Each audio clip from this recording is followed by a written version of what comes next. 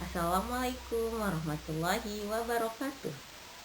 Alhamdulillahirabbil alamin. Hari ini kita bisa berjumpa kembali. Apa kabar semuanya? Semoga anak-anak sehat selalu ya. Hari ini bertemu lagi dengan Bu Tatu. Kita akan membahas materi ibadah haji dan umroh. Selamat menyaksikan dan simak baik-baik materi hari ini. Sebelum kita memulai pembelajaran hari ini, kita berdoa terlebih dahulu. Kita awali dengan membaca basmalah. Bismillahirrahmanirrahim. Selanjutnya kita awali dengan bernyanyi terlebih dahulu ya nak. Judulnya tentang Rukun Islam versi Balonku. Anak-anak ikuti lagunya ya, dan juga kita bernyanyi bersama. Rukun Islam ada lima.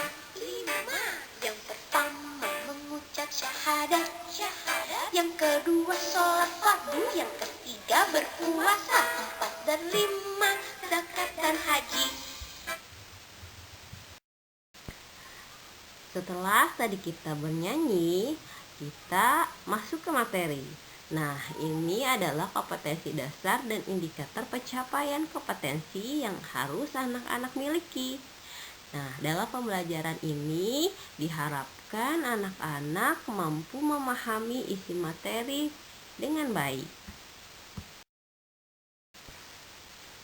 Adapun tujuan pembelajaran hari ini, peserta didik diharapkan dapat memahami pengertian dan dasar hukum haji, pengertian umroh, waktu pelaksanaan haji dan umroh, serta ketentuan dan tata cara haji dan umroh.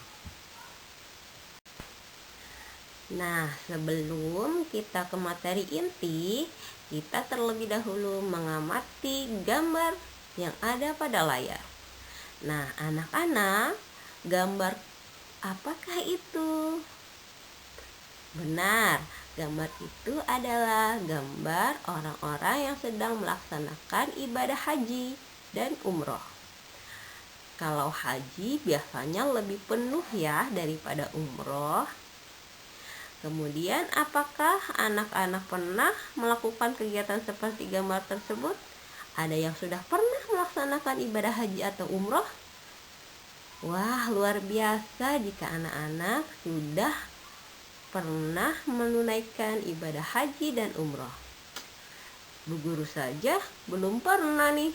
Kita berdoa bersama ya, semoga kita bisa menunaikan ibadah haji dan umroh.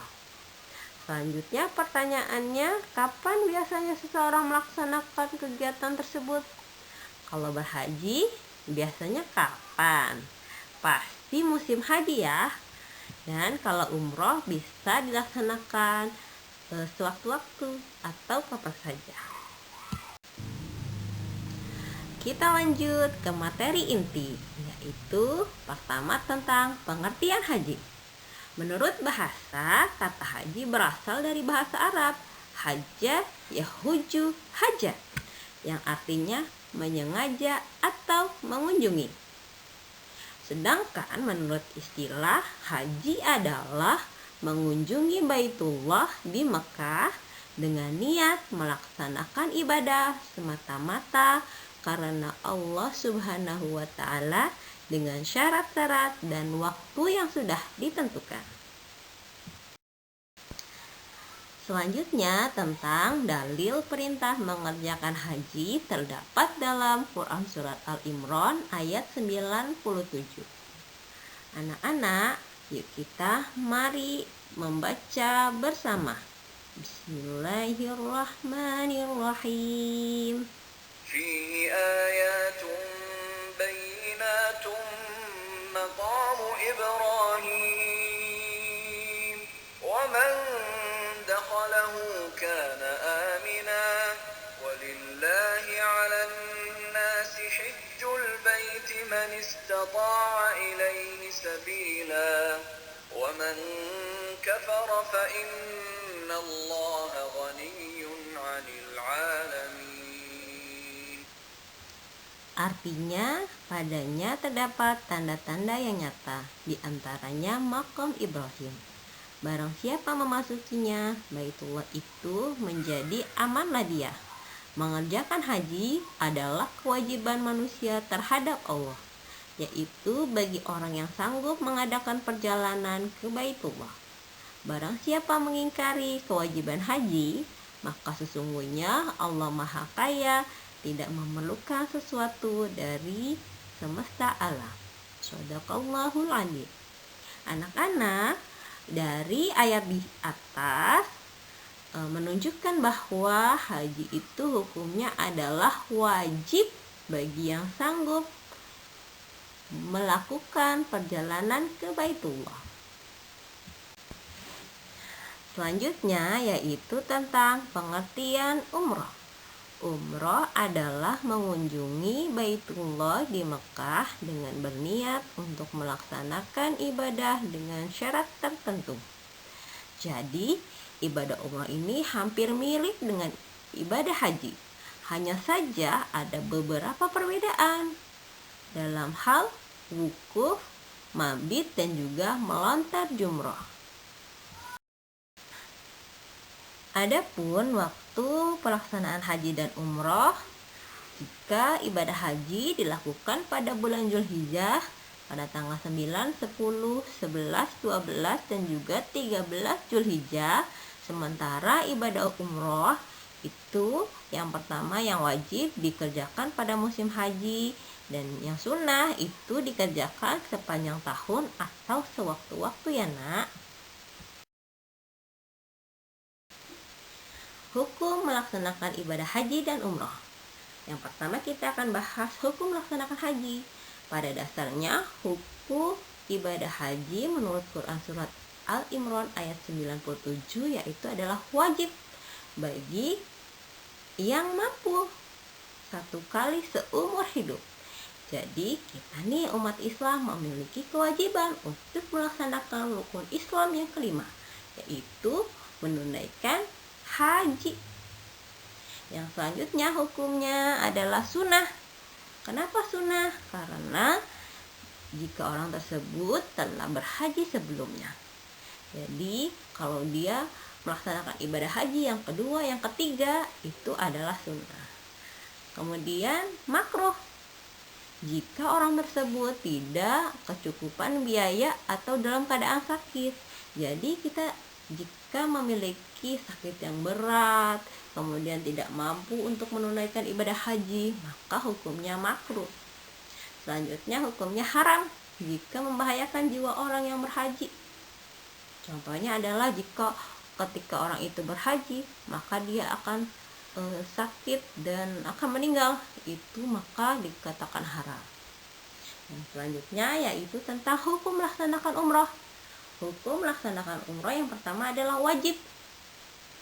Waktunya biasanya ini bersamaan dengan pelaksanaan ibadah haji. Yang kedua hukumnya sunnah jika dikerjakan sepanjang tahun atau sewaktu-waktu. Itu ya nak tentang hukum melaksanakan ibadah haji dan umroh.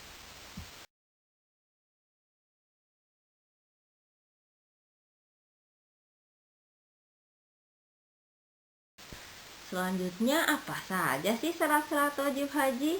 Nah, ini dia syarat-syarat wajib haji. Yang pertama adalah beragama Islam. Yang kedua berakal. Yang ketiga balik atau sudah dewasa. Yang keempat merdeka. Yang kelima mampu. Mampu dalam hal keuangan dan juga fisiknya. Yang selanjutnya dilaksanakan ada mahramnya, ini khusus yang perempuan. Jadi harus ada yang mendampingi ketika melaksanakan ibadah haji.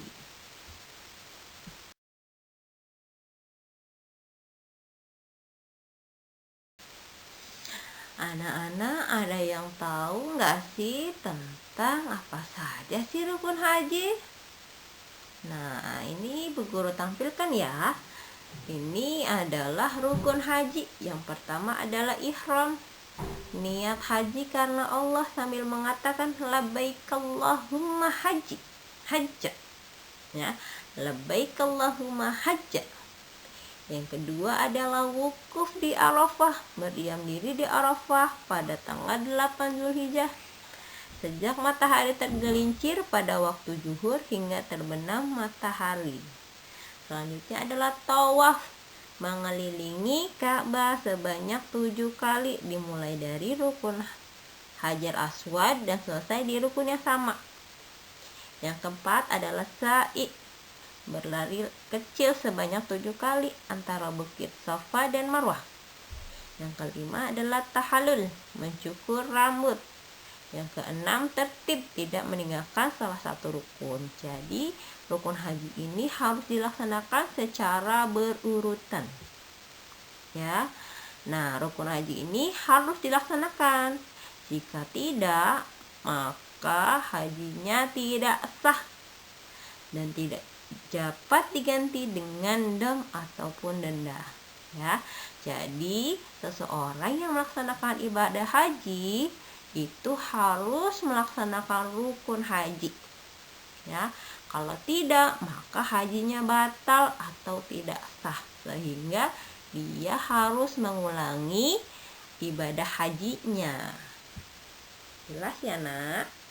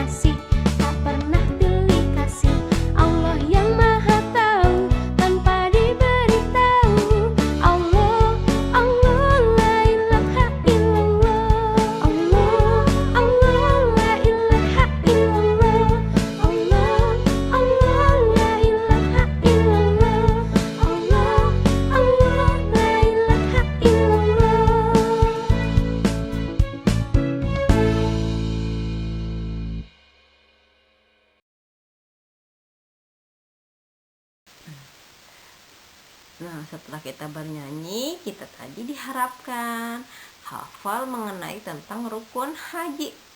Selanjutnya kita akan membahas tentang apa saja yang menjadi wajib haji. Yang pertama, memakai ihram dari miqat. Yang kedua, mabit di Musdalifah. Yang ketiga, mabit di Mina pada malam-malam tasyrik. Yang keempat, melontar jumroh Aqabah. Yang kelima, tawaf wada, tawaf perpisahan. Yang keenam, meninggalkan larangan-larangan saat berihram. Yang ketujuh, melontar ketiga jumroh, dimulai dari jumroh ula, wusto, dan Aqabah pada hari tasdik tanggal 11, 12, 13 Zulhijjah. Setiap jumroh 7 kali lemparan batu.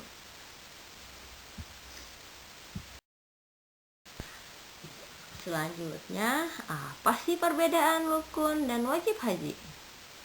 Nah, jika rukun haji itu sesuatu yang harus dilaksanakan, bila ditinggal hajinya tidak sah dan tidak bisa diganti dengan dam. Sedangkan wajib haji adalah sesuatu yang harus dilaksanakan, jika ditinggalkan hajinya tetap sah tetapi harus diganti dengan dal. Jelas ya nak perbedaannya?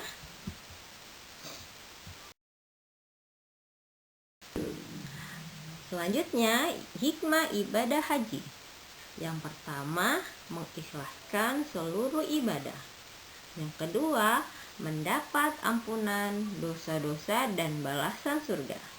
Yang ketiga, saling mengenal dan saling menasihati. Yang keempat, memperbanyak ketaatan. Yang kelima, menolong dan berbuat baik kepada orang miskin. Yang keenam, menyembelih kurban.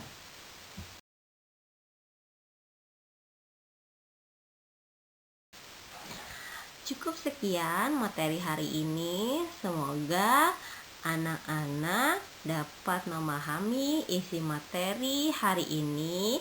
Ibu ucapkan terima kasih, dan kita sebelum akhiri pembelajaran kita berdoa terlebih dahulu.